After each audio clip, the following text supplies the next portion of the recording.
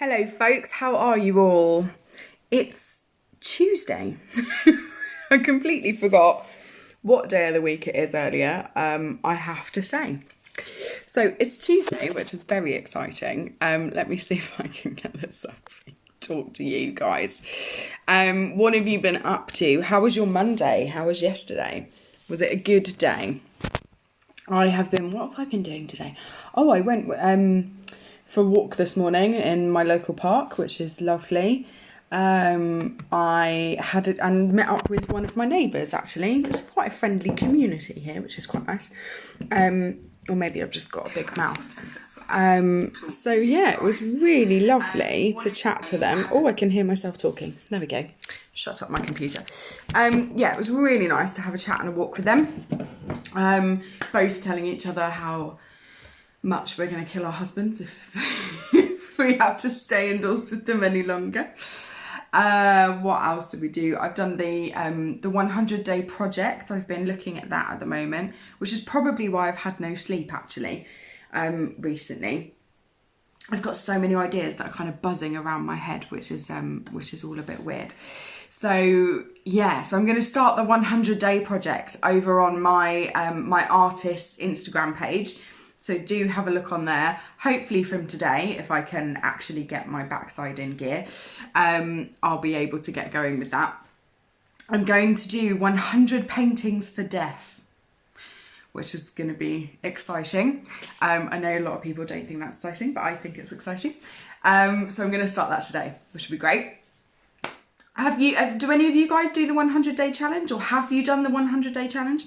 I think it can be for anything, like as far as 100 days of drinking a whole 2 litres of water every day, or it could be 100 days of 10 minutes of reading every day. It doesn't necessarily, I think a lot of artists do use it because it started in a creative context. Really fascinating how it started. But yeah, so you can do it for anything. 100 days of exercise, certain amount of exercise. It's very cool. It's very cool. So I'm going to start that. So I will, I'll pop in the comments my artist's Instagram page as well. So if you would like to follow along for 100 paintings for death, feel free. What else have I done? I've done the Arty Farty daily challenge for the community. So we have, for those that don't know, we have a community group online. That's like an online art membership group, and we do weekly challenges, we have weekly workshops. We're doing abstract at the moment, which is very interesting. It's more fun, I think, and more freeing. I think a lot of people need more freedom and creativity. What else have I done? And minions. I've created my own minions last night for the start of Winter Lanterns by Create. So that's been very exciting. So I have light up minions in my window, which is lovely. I just hope that the batteries hold out and the lights hold out. I'm sure it'll be fine. So, moving into spring, now that it's February, it's very exciting. I have been making these little origami foxes. Aren't they cute? Hold that a bit closer. I've got shadows on him. You see his little face? Aren't they cute? So, we're going to be making one of these little origami foxes today. They are actually surprisingly easy, so don't stress. I also, look, I made a little miniature one as well. He's so cute. So obviously I'm making them with white paper, which you can do and then colour them in afterwards. Like, that's not a problem. Or just leave them white. Or if you've got any coloured paper, obviously feel free to use that as well. So I'm going to lower the camera, set up my little foxes there, so that you can see what I'm up to. So hopefully you've all got an A4 piece of paper and a pair of scissors, which are the only things that you'll need for these. And then some kind of pen or something to put his little face on afterwards. Okie doke. So I'm gonna lower you guys down. There we go. There we go. Okay, so the first thing that we need to do is make a square. So we're gonna fold this edge to this edge. I'm sure most of you know how to make a square, but just in case. So make sure that you line it up really well. So that's one of the tricks to origami. There's kind of 2 tricks to it. 1, make sure your edges line up. 2, make sure you really crease your folds. And then this bit here, this flappy bit, we're going to get rid of. So I'm just going to cut along the line of that piece of paper there. Slipped with the scissors. There we go. So we'll just chop that off. Do say hi if you're watching, guys. It's nice to know that you're there and I'm not just talking to myself. This bit you can discard, use it for a bit of scrap paper, something else later on. I like to use those kind of bits of paper for my to-do list. Right, so we've folded there, haven't we? So we've got a nice long fold in the middle. We're going to turn it around that way and we're going to fold it there. So we've got one crease that way. Hello, Sapphire. No, you can use card. That's absolutely fine. There's not that many folds in this. Card's fine. So you've done one fold there and creased it. Open it up. And one fold the other way. So again, just make sure that your points are really sharp, that your sides are lined up together really nicely. There we go. We'll try and use your nails if you've got them, or a ruler. How I used a ruler yesterday with the folding, you can also use that to kind of do it. You can also use the back of the scissors as well, but I won't encourage you to do that. Okay, so if you open it up, you should have those lovely, lovely folds there. Okay, so we're going to fold it back one. So you should have a big triangle.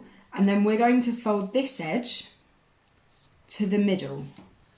And this point to this point. So you're going to fold it like so. And crease it, okay?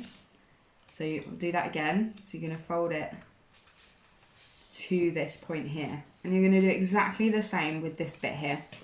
So you're going to fold it into the middle to a point and again, really crease it. So you end up with kind of two flaps almost. Okay. So Sapphire, hoping you're doing okay with your card because this is quite thick paper. And it seems to be all right, so I think you'll be fine with card.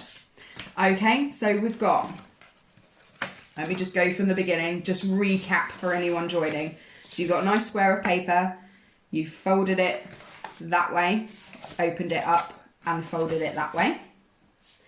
You then folded these corners in to the middle point here. So you're going to go one, crease, and the second one, crease. Okie doke. Now, where you've done your folds before, where these flaps are, you'll find it kind of bends in the middle. So you've got that beautiful kind of diamond shape and it bends in the middle. Bend that all the way over so you end up with an even smaller triangle. Okay. Hopefully everyone's got that. It looks like everyone's concentrating. There's no comments coming up. Right. Now on this side, you'll see it's all nicely and neatly folded on there. On the other side, you'll see you've got three parts to it. These are the ones that we're going to fold over. So this first, you're going to take the first one. So again, there's three. So I'm just going to take this first one. I'm going to fold it to, you're going to imagine an invisible middle line going up in that triangle. And you're going to fold it there. Now this is the bit that can be a little bit tricky if you're working with thicker paper like I am or card, but it will work. You just need to really score that edge, really flatten it down. Okay, so again, you're just going to fold it so that this line is halfway up the triangle. Okay. So that is going to be one of his ears. Okay, so the next one, the next bit here, you're going to see that there's a middle bit inside it and you're going to half fold it over and then flatten it. So we'll do that again so you can see that. So it's over here, you're going to fold, put your finger in the middle of that bit there, and you're going to fold half of that bit over and then flatten the point. And then the other bit you'll see is also his other ear, so you're just going to leave that as it is. this becomes his little face. And then if we turn him that way, this bit becomes his tail, purely by folding it over. And this is probably the hardest foldable. So I'm joining these lines up, but it's the hardest line of all because it's really, really stiff. Sapphire ear again. Yes, I can. Okay, so I'm going to go back to my 3 points. So you should have the 3 bits of paper. You're going to take the first one and you're going to imagine that there's a line straight up the middle of that triangle, and that's where you're going to fold this edge to. So you're just going to fold it there. So you've got a nice straight edge here, all the way up the middle of the triangle, which means that you get a nice point. Okay, then the next bit, the next piece of paper, you'll see it's got a little bit in the middle. You're going to just put your finger in the middle and fold half of it over. And then this bit here, you're going to flatten. So the point comes down here. All right. And then the other ear, you just leave. You don't do anything with the other ear. It's just there. Turn him like that. Fold that corner in. Doesn't have to be a huge amount. Give it a little crease. And that is our fox, but we need to put a face on him.